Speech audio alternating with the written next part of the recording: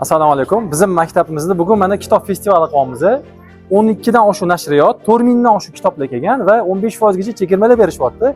Ota-onalarimiz, o'quvchilarimiz, o'qituvchilarimiz, men o'zim ham kitoblar olyapmiz va odatda yarmarkalar qilardik biz oldin, lekin festival qilib hammani bir joyga to'plasak, ota-onalar ham, mijozlarimiz ham va begonalar ham qanchadan qancha begonalar kelishyapti. Kitob olishligi osonroq bo'lar ekan va bir-birini ko'rib ham olishar ekanda.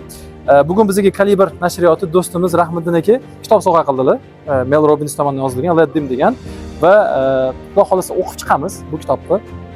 Agar zo'r bo'ladigan bo'lsa, buni obzorini ham qilib chiqamiz, ya'ni ta'rifini ham qilib chiqamiz va mana shu nashriyotlar qilayotgandek, maktablar qilayotgandek boshqa maktablar ham, boshqa tashkilotlar ham maktab bo'lish shart emas, katta-katta ishxonalar. Nima uchun qilmasligi kerak? Ya'ni xodimlari uchun, mijozlari uchun qilmasligi kerak.